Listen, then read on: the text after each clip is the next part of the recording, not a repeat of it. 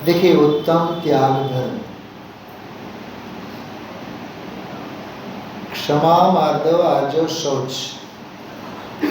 उसके बाद सत्य का अवतरण हुआ, भूमिका के अनुसार जीवन संयममय बना, तप की भावना भी बढ़ी, और जो तप की भावना बढ़ती है परिणति में त्याग उछलता है, त्याग धर्म उछलता है। ठीक है, तो उत्तम त्याग धर्म की अपन थोड़ी देर चर्चा करते हैं। शायद वो सेकंड वाला स्लाइड निकला होगा, त्याग बनाम दान। क्या लिखा है? अपन जब हरिगिरी पढ़ते हैं ना पूजा में, ध्यान रहेगी, उनमें भी दान 4 प्रकार। जब जब भी त्याग की बात चलती है हम गीत दान के गाते हैं। ये हमारी सबसे बड़ी करुणता है, क्योंकि मुल्ला की दौड़ कहाँ तक? आपके यहाँ भी ऐसे ही है? सिद्धांत तो सब जगह एक जैसे लागू होता है ना। मुल्ला की दौड़ तो मस्जिद तक, मतलब हम त्याग के नाम से कहाँ तक दौड़ते हैं? दान तक। ये मैं कह रहा हूँ, मैं ये नहीं कह रहा हूँ अपन मुल्ला हैं। हम ये कह रहे हैं त्याग हम समझते ही नहीं है क्या है वो त्याग, बराबर। थोड़ी सी उसकी अपन जोरदार यात्रा करते हैं, आनंदमयी मंगलमयी यात्रा करते हैं। डायरी वाले बहुत खुश हो जाएंगे आज, 10-20 पेज आप लोगों के भर जाएंगे आज। ठीक है, त्याग बनाम दान, जानबूझ करके शीर्षक दिया है। ये हमने नैरोबी के वहाँ स्वाध्याय में 2009 में ये फाइल बनाई थी, जब हमें ABCD भी नहीं आती थी इसकी, मोबाइल की, किसी बच्चे की हेल्प लेकर के बनाई थी। देखो इसके बाद वाला स्लाइड है, क्या लिखा है? त्याग धर्म एवं दान धर्म, इन दोनों में 2 नयों को फिट करके अपने को देखना है, निश्चय एवं व्यवहार। नेक्स्ट वाला स्लाइड देखिए, क्या लिखा है उस पर, पढ़ो। दान तीर्थ के प्रवर्तक राजा श्रेयांस और धर्म तीर्थ के प्रवर्तक तीर्थंकर। आप इस प्रकरण को सुनेंगे ना, आपका मन मयूर नाचेगा। पद्मनंदी पंचविंशति का एक शास्त्र है, उसमें एक दानोपदेश अधिकार है। उस अधिकार के 4-5 मंगलाचरण के श्लोक में ये बात आती है, राजा श्रेयांस ने दान तीर्थ का प्रवर्तन किया। किसने? कथा याद आ गई आप लोगों को? राजा श्रेयांस ने दान तीर्थ का प्रवर्तन किया और आदिनाथ भगवान ने धर्म तीर्थ का प्रवर्तन किया। चूंकि वे छद्म दशा में थे तो धर्म प्रवर्तन करना तो शक्य ही नहीं है। तीर्थंकरत्व का उदय तो 13वें से होता है, धर्म तीर्थ का प्रवर्तन तो 13वें से ही होना है। मुनि दशा में तो आहार के लिए निकले, श्रावक ने आहार दान दिया, राजा श्रेयांस ने। वहाँ पद्मनंदी आचार्य लिखते हैं, हम तो धर्म तीर्थ प्रवर्तक ऋषभ देव को और दान तीर्थ प्रवर्तन करने वाले राजा श्रेयांस को भी वंदन करते। थोड़ा देखना, भावलिंगी संत उस राजा श्रेयांस को भी वंदन कर रहे हैं और लिख रहे हैं, यदि दान तीर्थ का प्रवर्तन नहीं होता तो धर्म तीर्थ प्रवर्तन के भी अवसर नहीं होते। ऐसे बहुत सुंदर सुंदर उसमें चर्चा आती है। इसलिए भी स्वाभाविक है गृहस्थों के जीवन में, हम आप लोगों के जीवन में दान का इतना बड़ा महत्व है, लेकिन कहीं ऐसा ना हो जाए दान ही दान के गीत गाते गाते कहीं सच्चा त्याग धर्म है उसी को हम भूल जाए। इसके लिए क्या करना पड़ेगा? आगे बढ़ते हैं। अब देखिए, आप लोग सभी क्लास वर्क करते जाइए, बराबर। एक तरफ लिखा है त्याग, दूसरी तरफ लिखा है दान। त्याग जो होता है वो नियम से एक रूप ही होता है, एक रूप, उसमें वैविध्य नहीं होता है। माता पिता का त्याग, राग द्वेष का त्याग, शरीर का त्याग, यहाँ तक कि वस्त्रादि का त्याग और देह का भी त्याग। समझो, वो त्याग एक रूप होता है, त्याग के अलग अलग रूप नहीं होते हैं, लेकिन दान के अलग अलग रूप होते हैं। गोदान, गजदान, है ना, वाजी दान, वाजी मतलब घोड़ा, हाँ, अश्वदान, बराबर। फिर मकान मकान, पैसा वैसा, वो अनेक रूप हैं। जैसे दान के प्रकार तो 4 वैसे भी प्रसिद्ध हैं। कौन कौन से बोलिए? आहार दान, औषध दान, अभय दान और ज्ञान दान। ज्ञान दान वाले बड़े दानी कि आहार दान वाले बड़े दानी? हमें हमारी जिज्ञासा पूरी, हमें आज तक उसका जवाब नहीं मिला। हाँ, हमें ज्ञान दान वाले बड़े दानी दिखते ही नहीं है। ज्ञान दान जैसा कोई दान नहीं। एक और बात कहूँ, सुनिए भाई साहब, ज्ञान दान ही सच्चा अभय दान है, ज्ञान दान ही सच्चा औषधि दान है, ज्ञान दान ही सच्चा आहार दान है। क्या कहा? आत्मा को सुखी होना हो तो ज्ञान रूपी आहार चाहिए, तत्व ज्ञान रूपी औषधि चाहिए, और चैतन्य प्राण का उपदेश यही सबसे बड़ा अभय दान है। इसलिए ज्ञान दान ही श्रेष्ठ दान है। आहार दान तो एक समय की भूख को मिटा सकता है, ज्ञान दान तो भव भव की भूख को मिटा सकता है। औषधि दान तो एक रोग को मिटा सकता है, ज्ञान दान तो भव रोग को मिटाता है। कुछ समझ में आ रहा है? ऐसे अभय दान का समझ। दूसरा पॉइंट, त्याग कैसा है? बोलिए। और दान, अपन आहार दान की विधि के लिए खड़े हैं। अब मुनिराज आए तो आहार देंगे ना, दुर्भाग्य से नहीं आए तो आहार क्या देंगे? तो दाता, पात्र और देय, समझे? 3 बातें। कौन कौन सी? दाता, पात्र और देय।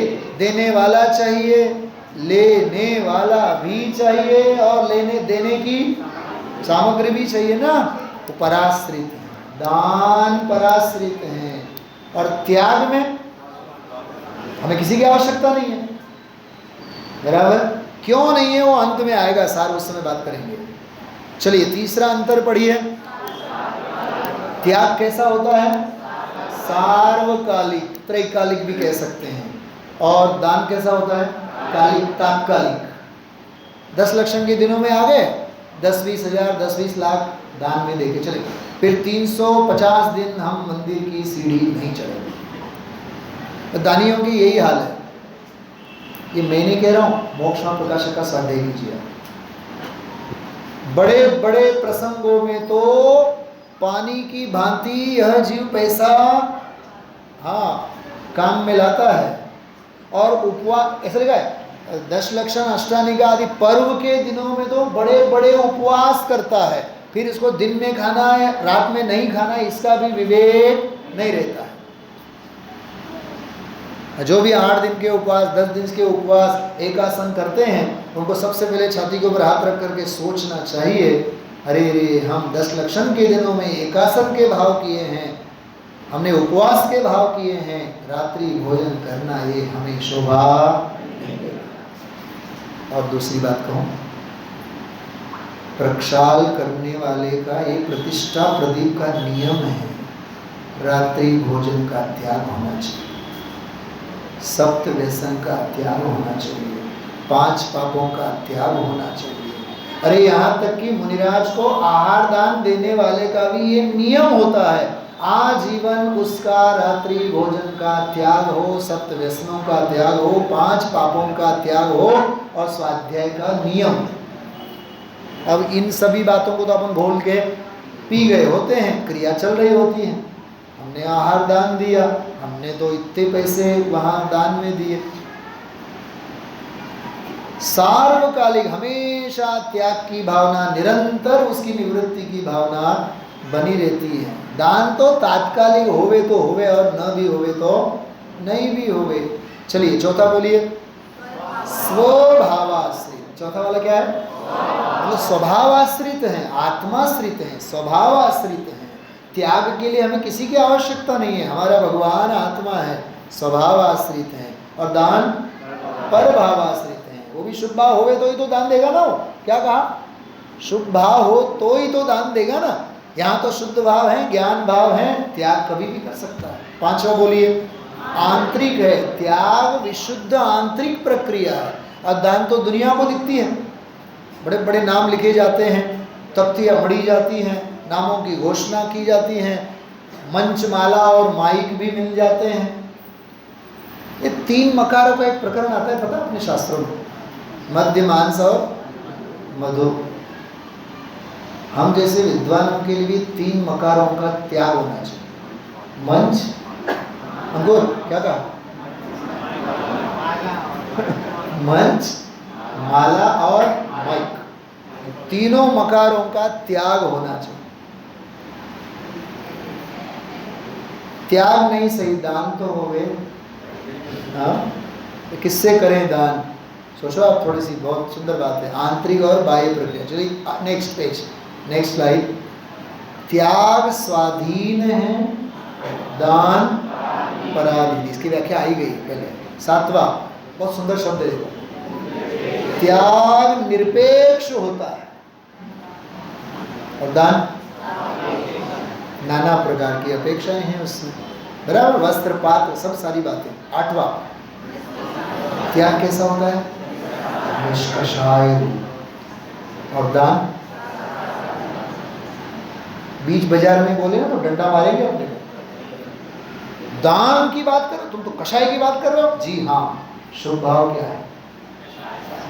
अच्छा, वीतरागता को समझने का भाव क्या है? अच्छा, मैं वीतरागी बनूं ऐसी ललक, वो क्या है? रागी है ना, कषाय है ना। हाँ, निष्कषाय सकषाय। 9वां बोलिए, त्याग वीतराग रूप है और दान राग। चाहे जितना भी बड़ा दान दो, राग रूप शुभ भाव के बिना। अनुग्रहार्थम सस्याति सर्वो दानम। सूत्र याद है ना सभी को आपको? अनुग्रहार्थम सस्याति सर्वो दानम। अनुग्रह के लिए दिया ना, अनुग्रह मतलब उपकार करने के लिए दिया ना, तो उपकार करने के भाव क्या है? राग है, वीतराग रूप और राग रूप। चलिए 10वां बोलिए, त्याग धर्म रूप है और वो वाला। इसलिए तो दुनिया में ये भाषा बोली जाती है, दान दो पुण्य कमाओ। हमें वही तो चाहिए, क्योंकि जिंदगी भर तो पाप ही करा करते हैं अपन लोग। आदित्य भाई साहब, जो प्राचीन मंगलाचरण बड़े बुजुर्ग लोग जो आपने बोलते थे ना, अज्ञान तिमिरांधानाम, वो लंबा वाला जो, उसमें 2 शब्द आते हैं, पुण्य प्रकाशकम पाप प्रणाशकम। अविरल शब्द घनो वाला जो है उसमें पुण्य प्रकाशकम और पाप प्रकाशकम। एक बार हमने उसका अर्थ ऐसे किया, पुण्य बांधने वाली बात थोड़ी नहीं कह रहे हैं, पाप प्रणाशकम तो बात की है, लेकिन ये समझा, जिनवाणी समझाती है पुण्य भी वो बंध भाव है, ऐसा प्रकाश करती है, पुण्य प्रकाशकम। अच्छा, सभी बातें जाने दीजिए प्रशांत जी। मैं आपसे कहूँ यार, आप तुम तो बहुत पुण्यशाली हो, कैसा लगता है? पंडित जी आपके चरण तो बताइए। हमें कोई ऐसा कहे जाए ना आप पुण्यशाली हो, हमें लगता है कि चरण धो करके गंधोदर हम ले। अरे बनारसीदास जी कहते हैं तुझे कोई पुण्यशाली कहे तो समझ लेना ये नाक की मैल है। क्या कहा? भाग्य का उदय तो विष्ठा के समान है। सही है, बनारसीदास जी लिखा है नाटक समय सार में, पढ़ो नाटक समय सार। पंडित जी हम क्या क्या पढ़े, हम जो जो भी कहेंगे सब कुछ पढ़ो। पढ़ते ही नहीं है अपन, पढ़े रहते हैं, पढ़ते ही नहीं है हम, पढ़े। हाँ, मैं निकाल के बताऊंगा कल। प्रांजल नाटक समय सारे ला करके रखना, कल वो छंद आपको बताऊंगा बड़ी सभा में। आगम प्रमाण, बिना प्रमाण के अपन बात नहीं करते हैं। चलिए, धर्म रूप और, अच्छा एक बात कहूँ नीरज भाई, आपकी आज्ञा हो तो, पुण्य रूप तो लिखा है, उसका सीधा अर्थ है अधर्म रूप। आप कोई सुने नहीं इसलिए हम धीरे से बोले। पुण्य रूप मतलब क्या? हिम्मत हो तो जोर से बोल के बताओ। हाँ, वो अधर्म रूप है, धर्म रूप नहीं है। लोहे की बेड़ी है? नहीं, सोना भी तो लोहा ही तो है। क्या कहा? अरे बेड़ी तो है ना दोनों, क्यों भेद क्यों कर रहे हो?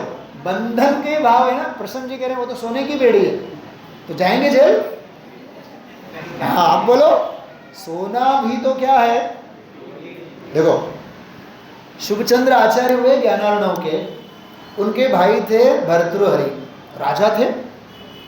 ये तो नग्न दिगंबर दीक्षा ले ली इन्होंने, जंगल में विहार कर रहे हैं। अब वो एक बार आया, अपने भाई साहब क्या कर रहे हैं देखें, गए देखे तो नग्न।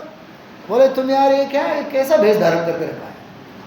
अभी हम आपको एक रत्न दे रहे हैं, इस रत्न से तुम्हें जो भी चाहिए वो सोना बना लो और बढ़िया बंगला बंगला महल बना करके आप रहो।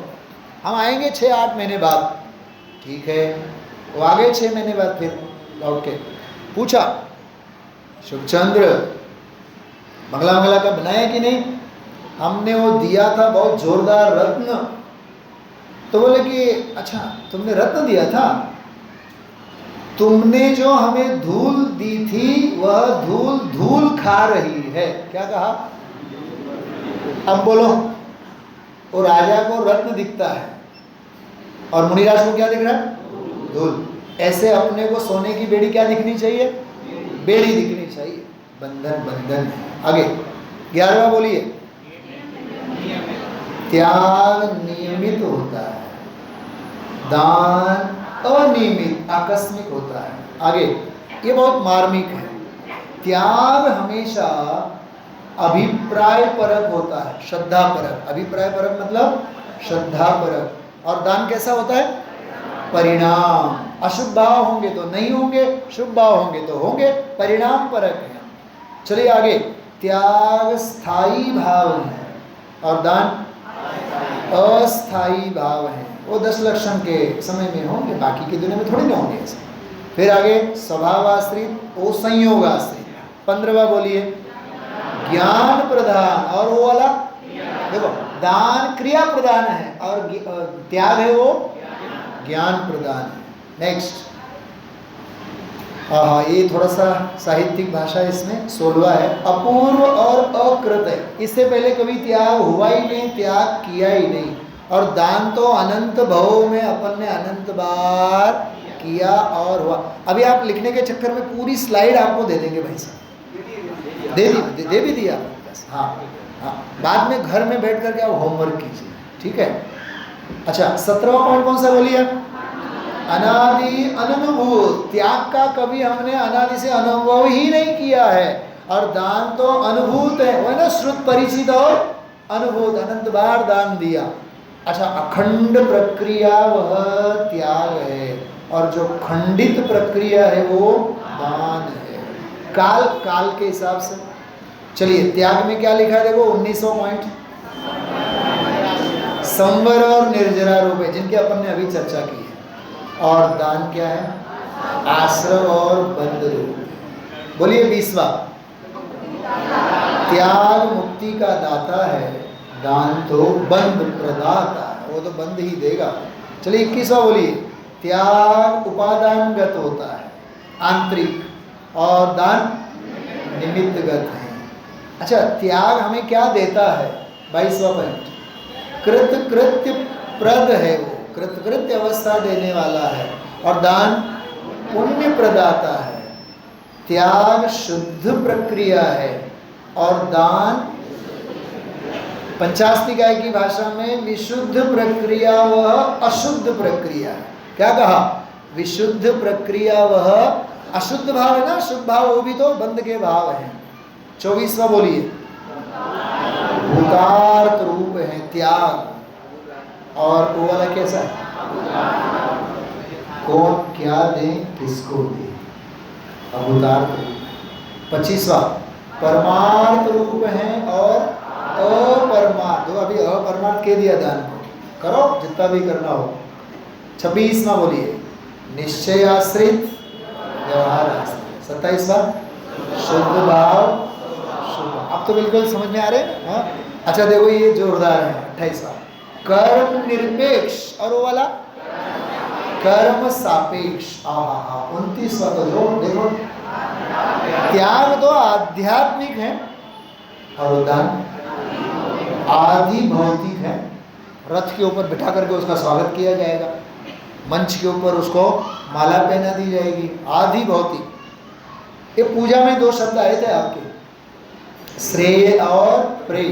त्याग से श्रेयो मार्ग है, मतलब मुक्ति कल्याण, और दान से प्रेयो मार्ग मतलब स्वर्ग आदि की प्राप्ति होती है। कितने अंतर हुए? 20, 30, 30 बराबर।